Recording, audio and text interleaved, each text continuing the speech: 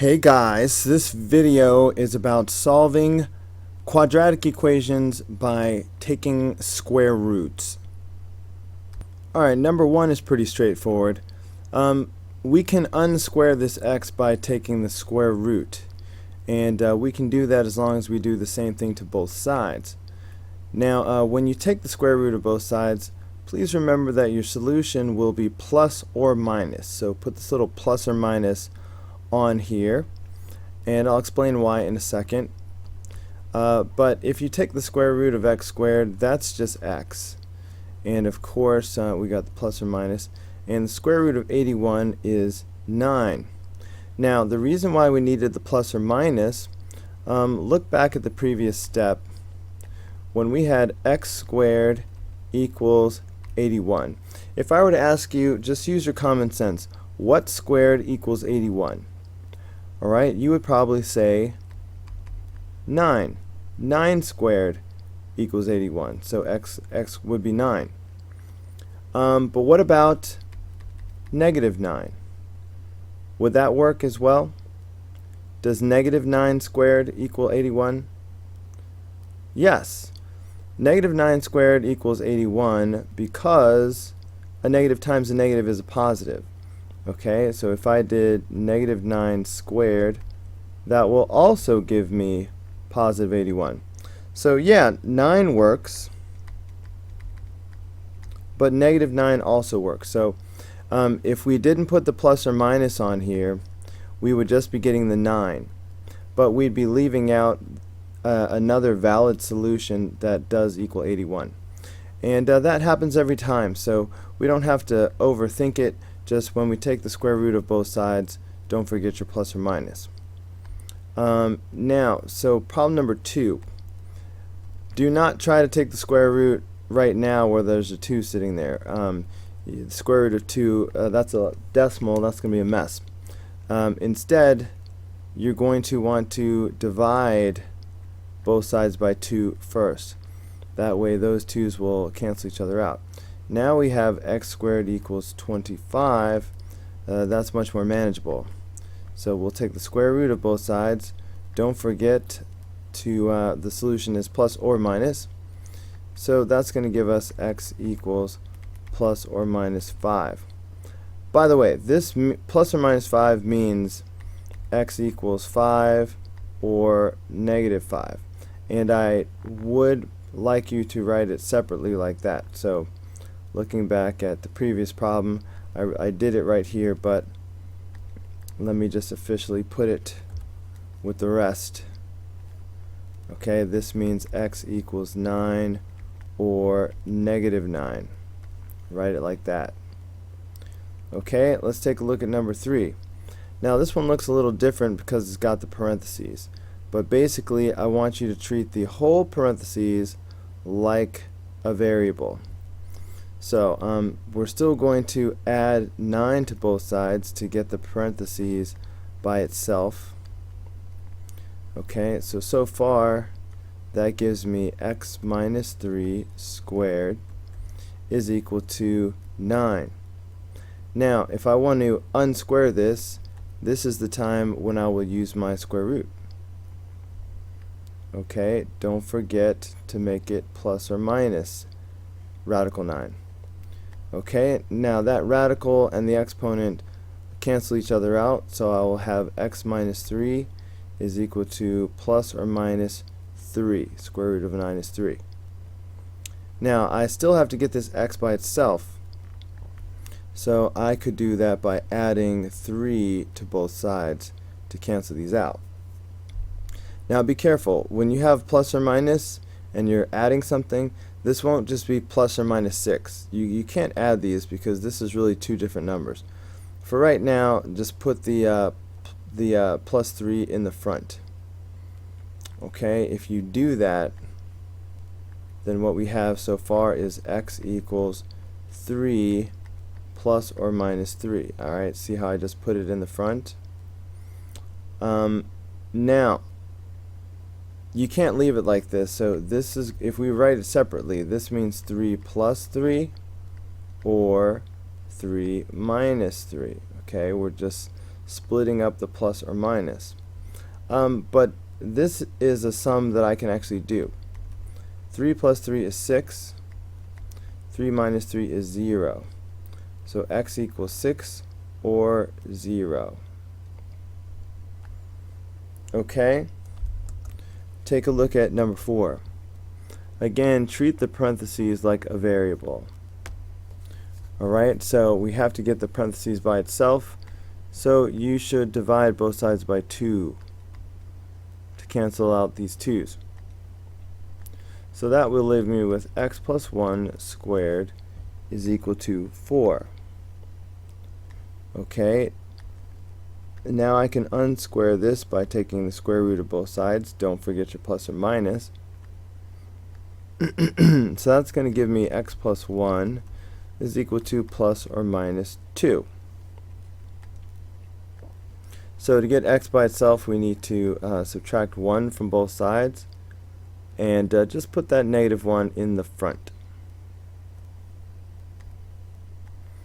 Okay, so these cancel out. So that's going to leave me with x equals negative 1. Maybe I should show it in pink for another second here. Negative 1 plus or minus 2. Alright, I simply put that negative 1 in the front. Now remember what this really means. This means x equals negative 1 plus 2. I said 2 and wrote 3. Do you think I might be sleepy? Okay, negative 1 plus 2 or negative 1 minus 2. So this is x equals 1 or negative 3. Okay.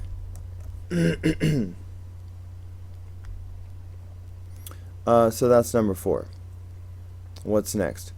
Okay, consider the function y equals 2x squared plus 4.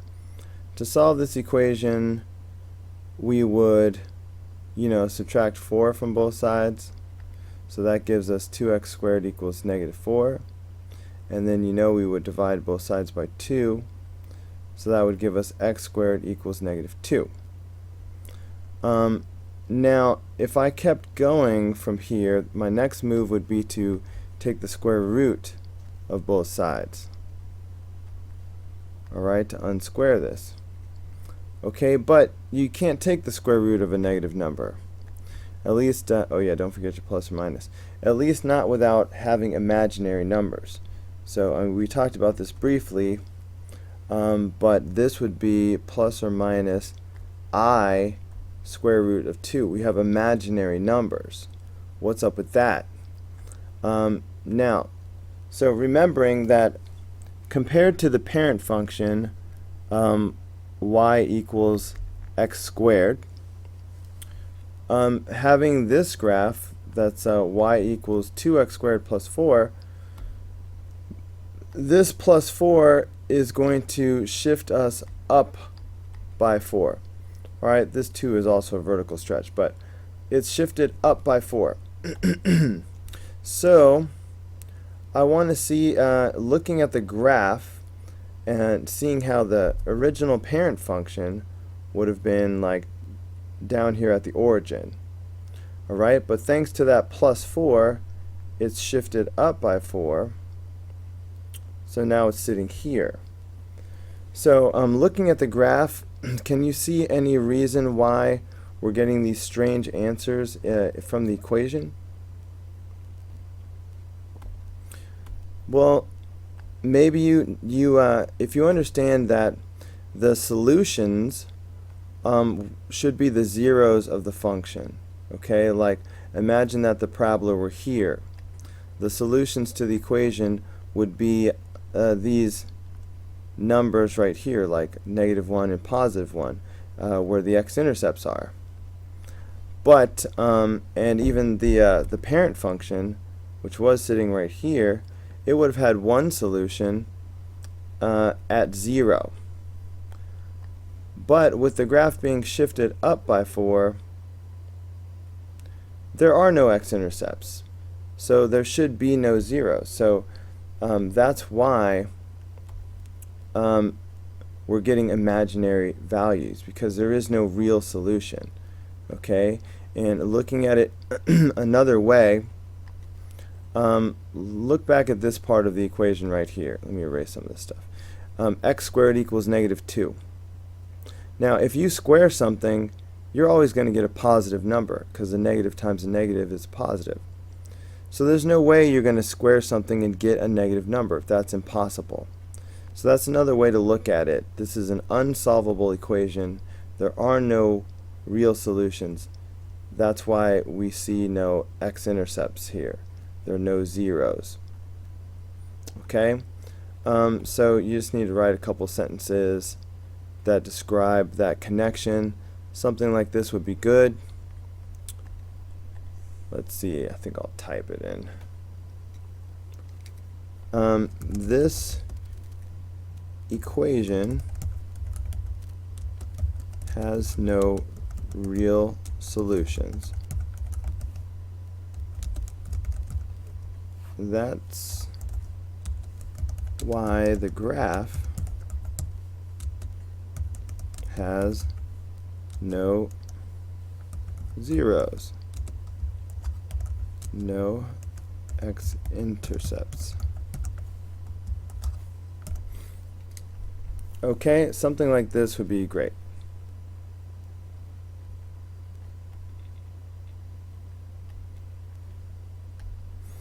Alright, moving on. Taking a look at number 6. Now, we're not solving this equation or anything like that. This equation is in vertex form. Just briefly, remember that we call this vertex form because if we wanted to graph this, we could start by immediately knowing the vertex. The vertex would be 5, 1.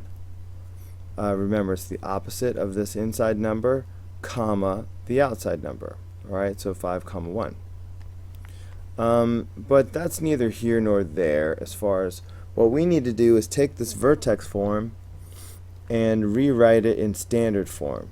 Okay, standard form is your y equals ax squared plus bx plus c. Okay, no parentheses anywhere. Okay, whereas vertex form is your y equals a times x minus h squared plus k. Alright, this is vertex form, this is standard. This is standard form. We're trying to convert from this to this. So the way we can do that is by multiplying. Okay, look at that x minus 5 squared part. This is the key. The key is to understand that x minus 5 squared is x minus 5 times x minus 5. No, you cannot distribute the 2. Okay, there's an exponent on here. You can't distribute when something is being raised to a power. Some kids will say, well, can I distribute the exponent? No, there is no distributive property of exponents. All right, you can never do that. You can't just square the x and square the negative 5. All right, if you want to square x minus 5, there's no way around it. You have to do x minus 5 times x minus 5. Now, to be clear, okay, even though I'm focusing on the x minus 5 squared part, okay, and now I've shown this here in pink, the rest of the equation is still there. I've still got y equals, alright, and that 2 is right there, and then the plus 1. Okay, but I highlighted this in pink and yellow because this is what we have to do first. So focus on the pink part, and let's go ahead and double distribute. So we'll take the x, multiply, so x times x is x squared, x times negative 5 is negative 5x, and alright, we'll do the same thing right here. So that'll be another negative 5x, and then plus 25. Okay, so that's what all this is going to give me. Okay, now at the moment I still have y equals 2 and the plus 1, it's all still there. Okay, now, so this is going to be x squared, so I'm just combining these like terms, so negative 10x plus 25.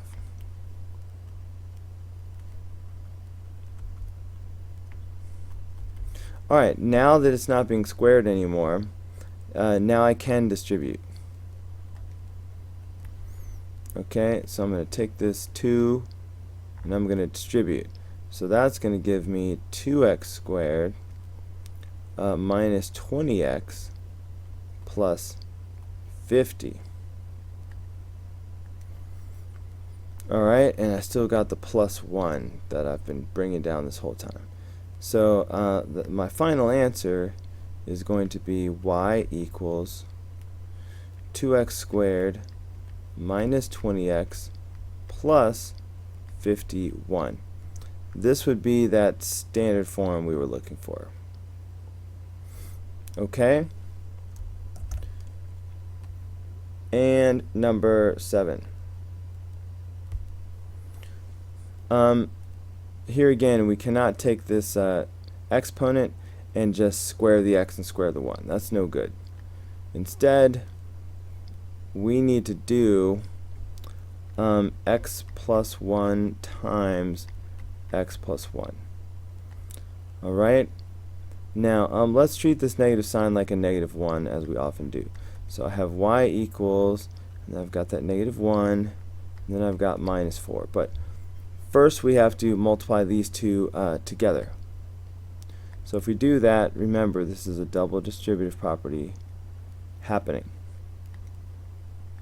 So I'm going to get x squared, and then x, and then inner would be another x, and then 1 times 1 is 1. Alright, I've still got y equals negative 1 in front, and I've still got this minus 4 on the end. Alright, we got a couple of like terms right here, so that's going to give us x squared plus 2x, alright, combining x plus x, plus 1.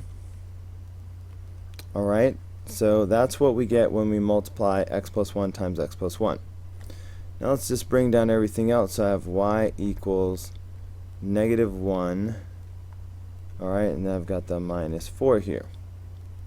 So now it is time to distribute this negative 1.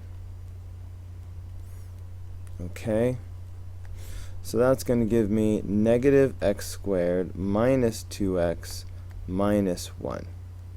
Okay, now I still got y equals blah blah blah, and I still got this minus 4 that I've just brought down that minus 4 the entire time. But now we're ready for the final answer, which will be y equals negative x squared minus 2x minus 5. Just putting together the negative 1 and the negative 4.